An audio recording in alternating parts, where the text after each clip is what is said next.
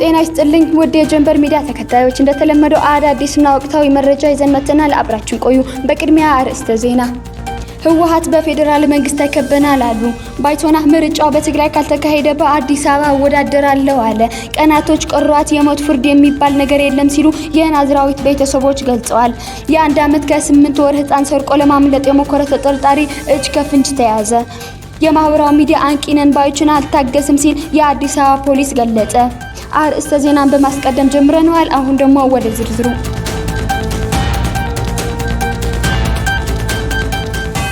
አዲስ ከበባ ተጥሏል። በተግባር ተከበናል። የነዳጅ እጥረትና የኢኮኖሚ እንቅስቃሴ መገታት ህዝብ እየጎዳ ነው ብለዋል ህወሓት ከትናንት በስቲያ ባወጣ መግለጫ።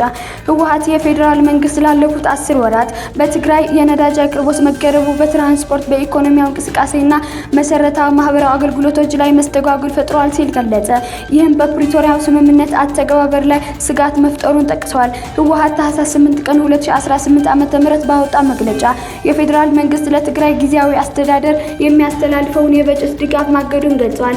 ይህም የጤና፣ የትምህርት፣ የውሃና የጽዳት አገልግሎቶችን ጨምሮ የመንግስት የስራ እንቅስቃሴዎች እንዲስተጓጎል ከማድረጉም በላይ የመንግስት ሰራተኞች ደሞዝ ሳይከፈላቸው እንዲቀሩ ማድረጉን አስታውቋል።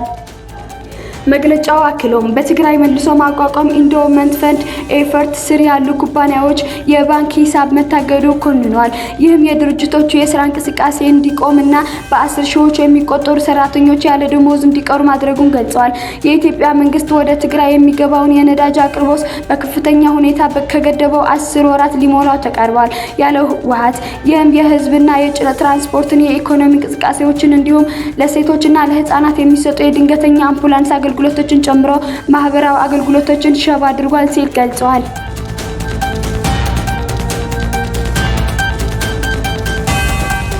በትግራይ ክልል ሲንቀሳቀስ የቆየው ተቃዋሚ ባይቶና ፓርቲ በመጪው ግንቦት በሚደረገው አገራዊ ምርጫ ለመሳተፍ ዝግጅት ያደረገ መሆኑን ዋዜማ ዘግባለች።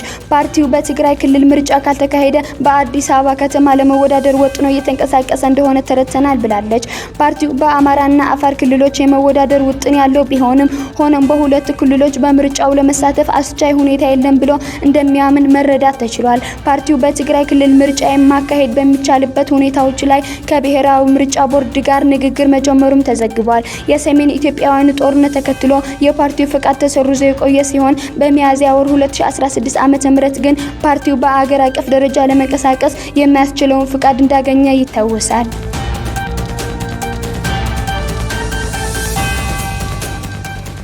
በቻይና በእስር ላይ ስለምትገኘው ኢትዮጵያዊት ናዝሬት አበራ ወቅታዊ ሁኔታ ከቅርብ ቤተሰቦቿ የተገኘ አዲስ መረጃ ደርሶናል። ናዝራዊት ካለችበት አስቸጋሪ ሁኔታ አንጻር አሁንም ብርቱ ሆና እንደምትገኝ ተገልጿል። ቀደም ሲል ተከሶባት የነበረው የሞት ቅጣት በይግባኝነት ወደ እድሜ ልክ እስራት መቀየሩ የሚታወስ ሲሆን በአሁኑ ወቅት ደግሞ ቅጣቱን ይበልጥ ለማቃለል ሌላ የይግባኝ ጥያቄ ቀርቦ በሂደት ላይ ይገኛል። ይህም ለቤተሰቦቿ ትልቅ ተስፋ ሆኗል። ናዝራዊት በእስር ላይ ብትሆንም ጊዜዋን በከንቱ ያሳለፈች አይደለችም። ባላት የእንግሊዝኛ ቋንቋ ችሎታ ለሌሎች እስረኞች ትምህርት እየሰጠች ትገኛለች። በእስረኞች ዘንድም እጅግ ተወዳጅ ናት። በቻይነኛ ቋንቋ የመጀመሪያ ዲግሪዋን የያዘችው ሲሆን በአሁኑ ወቅት በርካታ የቻይንኛ መጻሕፍት በማንበብ እውቀቷን እያዳበረች ትገኛለች። ከዚህ ቀደም ጠቅላይ ሚኒስትር ዶክተር አብይ አህመድ ጉዳዩን በቅርበት ሲከታተሉት የቆዩ ሲሆን ከቻይና ባለስልጣናት ጋርም በተደጋጋሚ ተወያይተዋል። ጠቅላይ ሚኒስትሩ ለቤተሰቦቿ ስልክ በመደወል ድጋፋቸውን መግለጻቸውም ተጠቁሟል። በቅርቡም እህቶቿና ፓይለት የሆነው ወንድሟ ወደ ቻይና በመጓዝ በአካል አይተዋት ተመልሰዋል።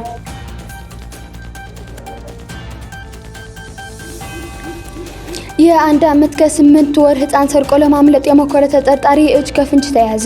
ተጠርጣሪው የወንጀል ድርጊቱን ፈጽሟል የተባለው ታህሳስ 5 ቀን 2018 ዓ.ም በቂርቆስ ክፍለው ከተማ ወረዳ 9 በተለምዶ ሀዲድ ሰፈር ተብሎ ከሚጠራው አካባቢ ከቀኑ 8 ሰዓት አካባቢ ነው። የህፃን አብያለው ተክሉ ወላጅ እናት ወይዘሮ ማርሸት ሞጎስ ቤቷ ውስጥ ስራዋን እያከናወነች በነበረበት ወቅት ህፃኑ ከቤታቸው አካባቢ እየተጫወተ በነበረበት ወቅት ማንነቱ የማያውቁት ግለሰብ ህፃን አብያለውን ታቅፎ ይዞ ሲሄድ ያዩት የአካባቢው ነዋሪዎች እንደነገሯት ተናግራለች።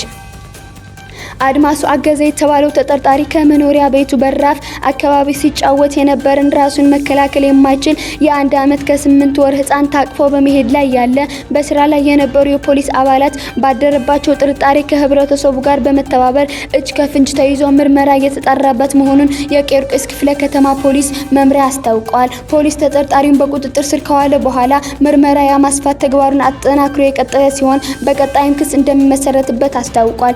ራሳቸውን መከላከል የማይችሉ ህፃናት ላይ የሚፈጸሙ ወንጀሎችን አስቀድመው ለመከላከል የህፃናት ወላጆች ልጆቻቸውን በጥንቃቄ መያዝና እንደዚህ አይነት አጠርጣሪ ነገሮች ሲመለከቱ አጥፊዎች በህግ አግባብ ተገቢውን ቅጣት እንዲያገኙ ለጸጥታ አካላት ጥቆማ መስጠት እንደሚገባ የአዲስ አበባ ፖሊስ ጠቅላይ መምሪያ አስታውቋል።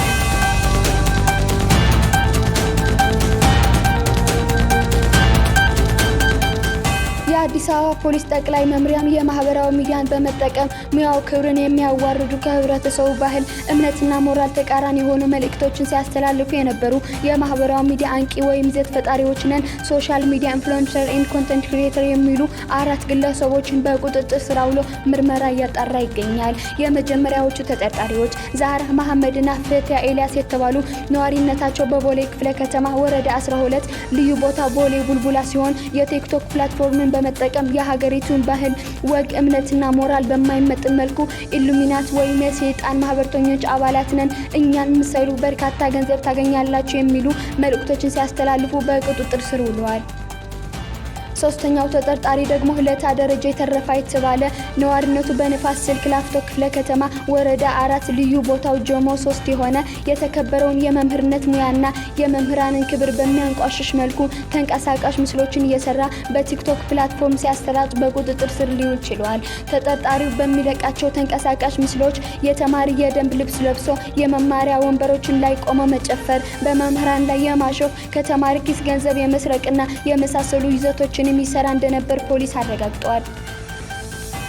አራተኛው ተጠርጣሪ ኤዶ ሚሊዮን ሲሆን ነዋሪነቱ በቂርቆስ ክፍለ ከተማ ወረዳ 10 ልዩ ቦታው ካምቦሎጆ እንዲሁም የሽመልስ ሀብቴ ሁለተኛ ደረጃ ትምህርት ቤት ተማሪ ሲሆን እርሱም የቲክቶክ ፕላትፎርም በመጠቀም ከወገቡ በላይ ልብሱን በማውለቅና ሮቆቱን በመሆን ሰግጥ ፈምስ በማለት በየመንገዱ ህብረተሰቡን የማስደናገጥ ራቆቱን ምግብ በትሪ በመያዝ ህብረተሰቡን ከላይ ጎረስኳችሁ የማለትና የማስደንገጥ ይዘቶች ሲሰራ በቁጥጥር ስር ውሏል። ፖሊስ በቁጥጥር ስር በዋሉ ግለሰቦች ወይም የማህበራዊ ሚዲያ አንቂ ወይም ይዘት ፈጣሪዎች ነን ሶሻል ሚዲያ ኢንፍሉዌንሰር ኤንድ ኮንቴንት ክሪኤተርስ በሚሉ ግለሰቦች ላይ ተገቢውን የወንጀል ምርመራ ስራ የጀመረ ሲሆን በቀጣይም ተመሳሳይ ድርጊት ውስጥ የሚገቡ የማህበራዊ ሚዲያ አንቂ ነን ባዮችን እንደማይታገስም የአዲስ አበባ ፖሊስ ጠቅላይ መምሪያ ያሳስባል።